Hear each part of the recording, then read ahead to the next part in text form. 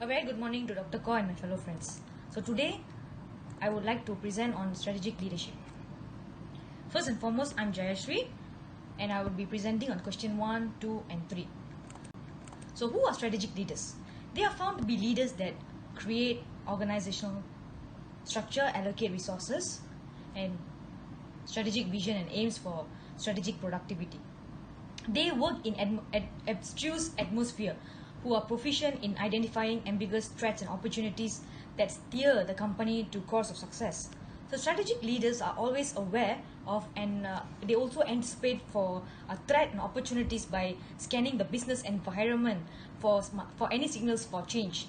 They also possess personality traits such as visionary. They tend to use their power wisely, transparent in their leadership, effective communicator, great problem solver, and so on. So figure beside shows the characteristic of a strategic leader. For instance, Bill Gates and his partner are great strategic managers who exhibits a visionary attitude. When they first started, they booked an appointment with the first personal computer maker with a promising code to run the entire computer operation without having the code in their hand. So throughout the time period being the CEO of Microsoft, Bill Gates showed great leadership and had great influence which would overwhelm. Personal computers would forever be an excellent code to run the entire computer operation. Another example would be Mukesh Ambani, and he's an Indian business magnate who is the chairman and managing director of Reliance Industries Limited. He has a strategic visionary where he can forecast the future with ease and act toward his strategic plans. So one of the key drivers of strategy execution of a firm is strategic leadership, as it facilitates organizational change and innovativeness. It also implicates the ability to foresee future, maintain flexibility, think strategically, and initiate changes that creates a competitive advantage for the whole organization. And it is also defined as a potential to articulate a strategic vision for the firm, and also a strategic leader will motivate his or her followers to achieve the strategic vision. So some of the issues in strategic leadership can be seen in the slide. This figure shows some of the common challenges faced in strategic leadership. So strategic leadership would have to enforce a strategic change to cope with the shift of a business environment. So at times, the change could bring unfavorable effect to shareholders when it reduces the profit of the organization. Employees may not be as flexible as strategic leaders towards change and committed to their framework at the beginning stage of the new strategy execution. So this represents one of the issues met in strategic leadership. Besides that, it is also expensive for SMEs, small and medium enterprises, to entail in management of strategic leadership, as extra cost and resources are demanded. In addition to that, another issue will be leaders usually communicate about strategy, but however they neglect to make an interpretation of the strategy into action, and it's tied in with adjusting various exercises. Responsibility is made when employees see when how they can grow or benefit from and are animated to make a move inside the limit set by the methodology. So it takes effort, but very regularly or very often leaders do not set aside the effort or time to make this specific contact. The next one would be a role of top level managers.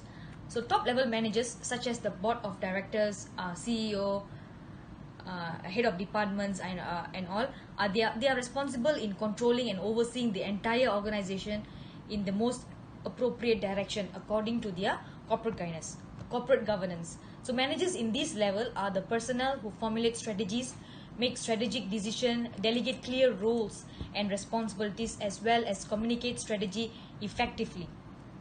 In short, they are composed of the individuals who are responsible for making certain the firm or the company uses the strategic management process, especially for the purpose of selecting and implementing strategy. The next slide would show the role of top level management, which is formulate and implement strategies, which is the key person in identifying the emerging opportunities, seek for threats and opportunities, and plan and formulate new strategies. The next would be make strategic decision, choose the appropriate changes, and so on. Provide clear delegation of power, and also effectively communicate the strategy. So thanks a lot, Dr. Kaur and my fellow friends.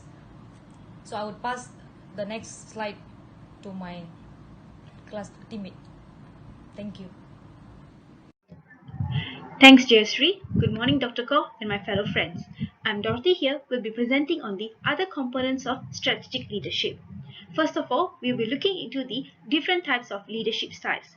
There are many types of leadership styles, but here we'll be focusing on the 4 different types of leadership styles and their differences.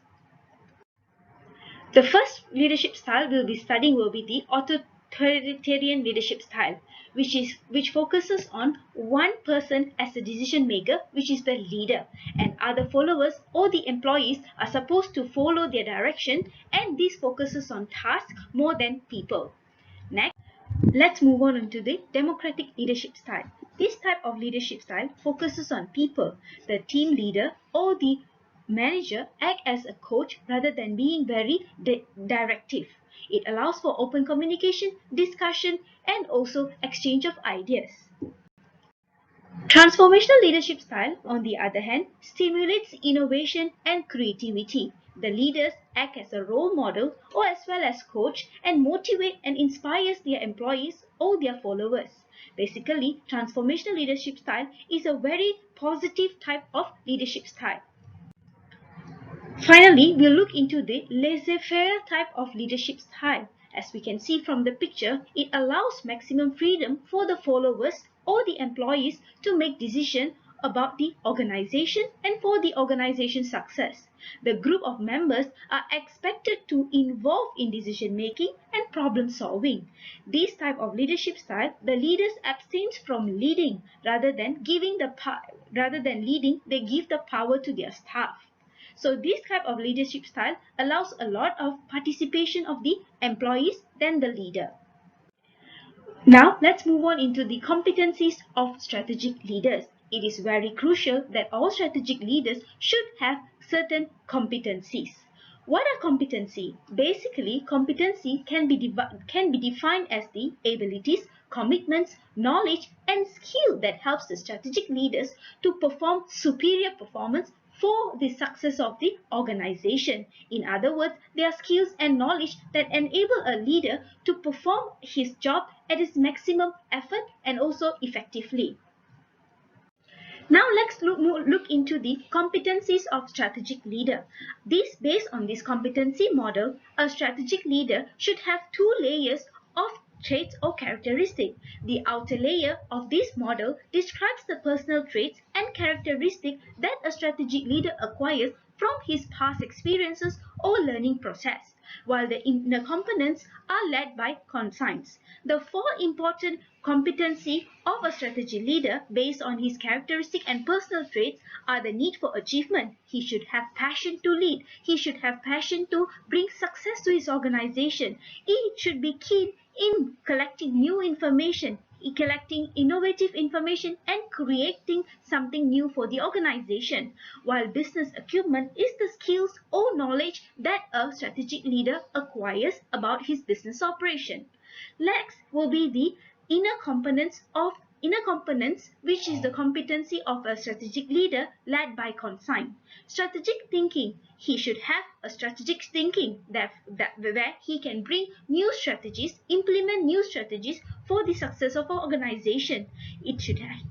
Another competency should be change management. Our world is full of changes. Changes is something that will never change. So implementing new organizational change, implementing new changes to the organization is important, and also being adaptive to the change is an important competency a strategic leader should have. Influence and persuasion involves that how strong is a strategic leader in influencing and also persuading his followers on implementing new strategies and bringing the strategies to a successful action. Lastly, talent development. With the pool of talents a leader has among his employees, the strategic leader should be very smart in developing new talent for the future. So these are the important competencies a strategic leader should possess. Next, let's look into the characteristics of good strategic leader. A good strategic leader basically should be strategically orientated. He or she should be focused on creating new strategies for a business or improvise existing or old strategies towards the success of the organization. Planning is not only adequate for a successful business. Thus, the strategic leader should be able to translate the strategy into the action. So once the action plan is ready, the strategic leader should be able to align the people and the organization towards the strategy. Without cooperation or commitment between the employees and the management, the strategy will not be implemented successfully. Finally, the strategic leader should also be able to develop strategic capabilities continuously. For instance, the leader should be able to define the set of capabilities, capacities, knowledge, power, and resources for the long term or short term of the strategic implementation. These should be very focused and also clearly defined by the strategic leader.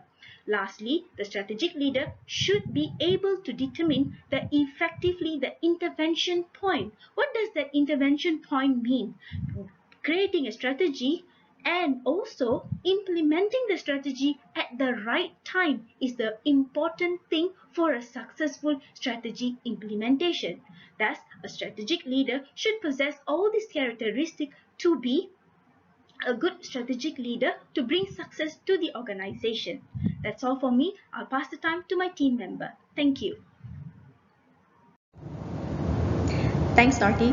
Hi, Dr. Kaur and everyone. I'm Yunpei and I'd like to continue with the topic about relationship between strategic leaders with company strategy, structure, and performance, which we have considered these three as the core components of a company. As a strategic leader, it is important to draw the company's target and the needs of employees together in order to mutually contribute in accomplishing the strategic objectives. We know that there is a relationship between strategic leaders and the three core components of the company, but how?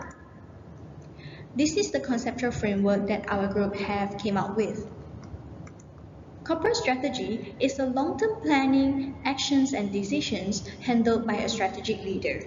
Prior making strategic planning, it is important for the strategic leader to understand the business, vision and mission of the company and then to conduct an in-depth market analysis to make strategic planning, which includes seeking opportunities that helps improving the state of company and also to provide solutions for the challenges faced.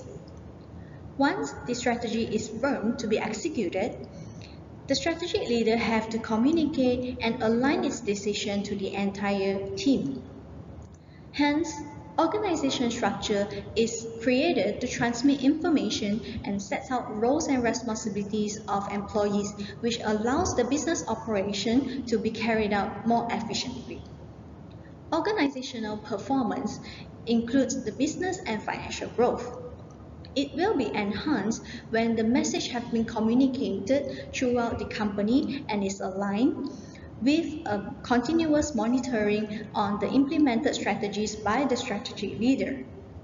From here, it is noticed that there is a positive relationship between strategic leaders with company strategy, structure, and performance.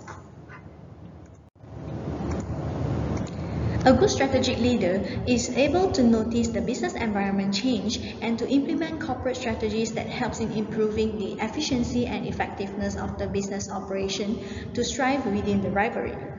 In order to execute the strategy, the strategic leader should establish a structure and to allocate the right personnel in the right operational function. A good strategic leader will also have a better communication skill to channel the clear information flow which enables coordination and alignment between both company and employees. Traditionally, organization performance is measured by financial success, but without the strategic leader to drive the entire team, operational excellence could not be achieved. As a result, the trait of strategic leader dictates a sound corporate strategy, structure, and performance which steer the firm to the path of success. Next, I would like to pass the ground to Christine. Hi, my name is Christine, and I'll be sharing on EVR congruence. So as we know, strategic leaders always practice good strategic management. John Thompson once said in his research that an effective strategy management implies EVR congruency. There must be congruence between environment, value, and resources for a company to thrive. So, what is EVR congruence or EVR?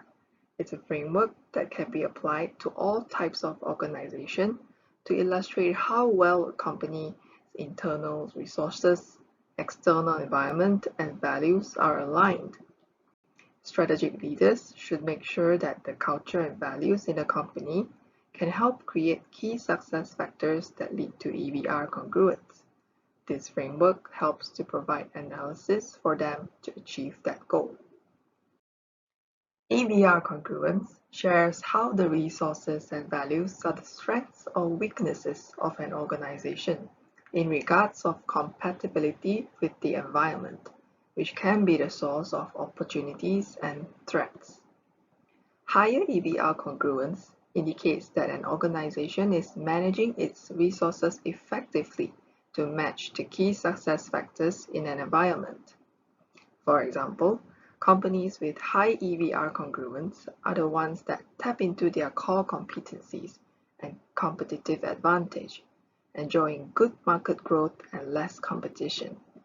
On the other hand, there will be lower EVR congruence if the company has an unfavorable market image or if the economy is down to a recession, resulting in a slower market growth.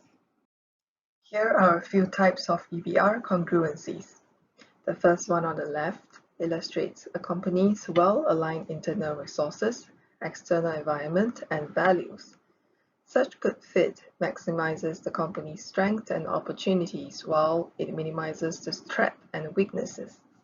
This organization is said to be enjoying a strong and strategic position without the need to change or deliver better services. This is congruent organization.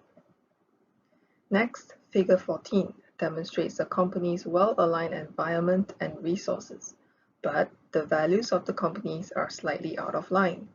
This is called an unconsciously competent organization.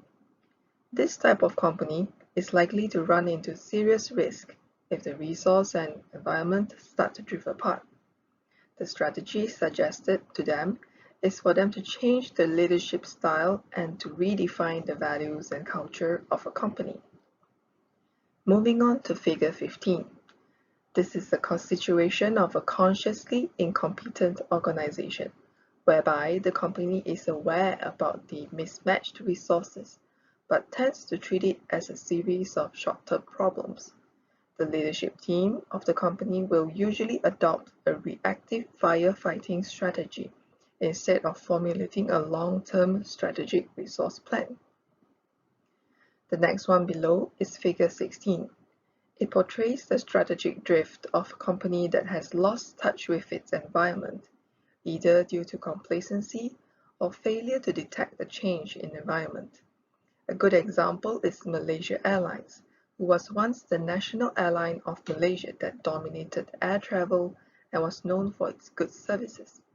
However, AirAsia has emerged to be a competitive threat, and Malaysia Airlines clearly underestimated them, therefore losing market share.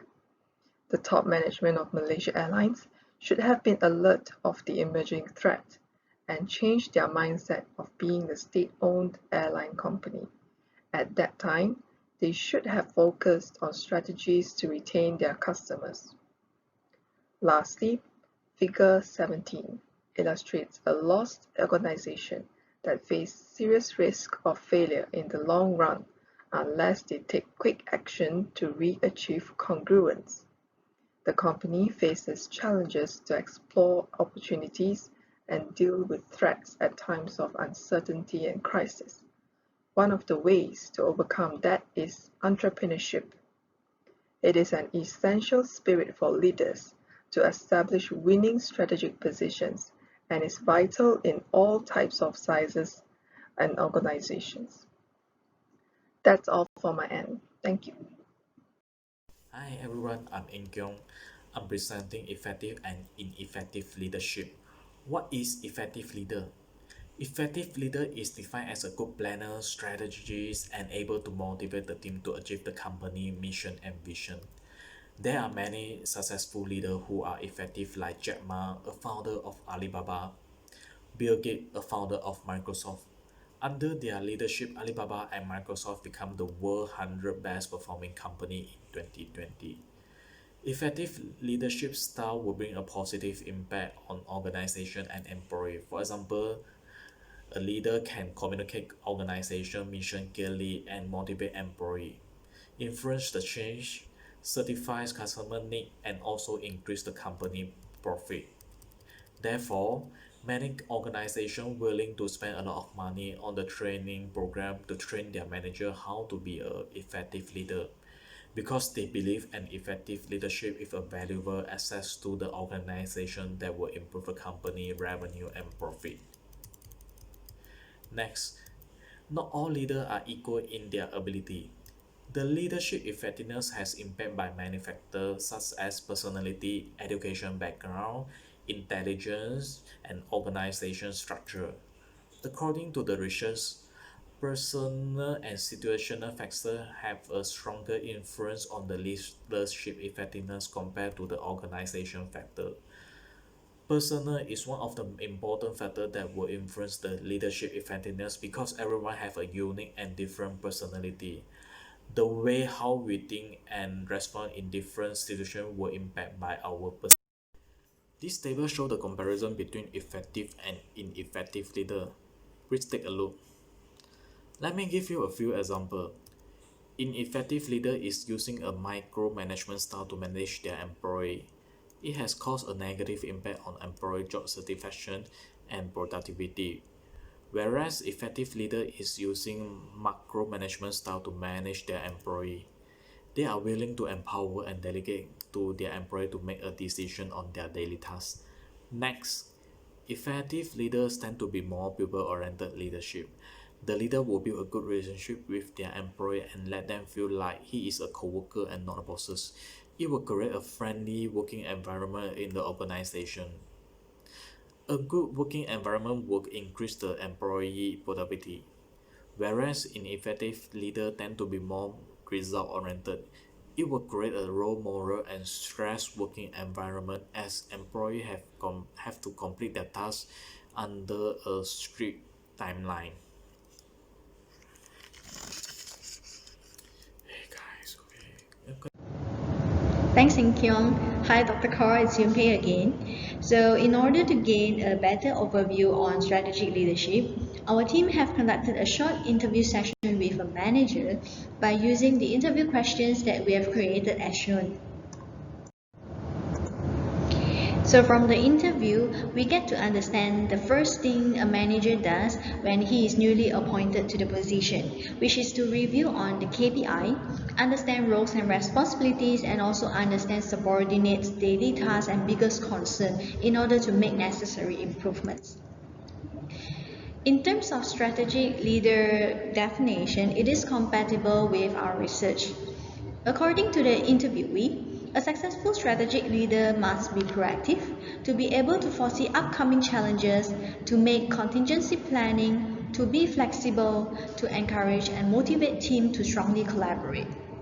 The interviewee also mentioned that successful leader does not work alone. It comes from a teamwork.